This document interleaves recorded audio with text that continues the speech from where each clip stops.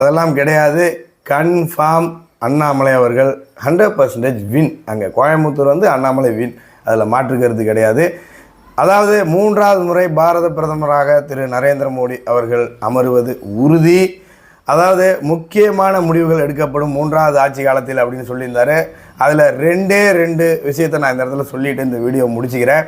என்னன்னு பார்த்தீங்கன்னா, one nation one election, ஒரே நாடு ஒரே தேர்தல் உறுதிங்க, அதில் மாற்றுக்கிறதே கிடையாது.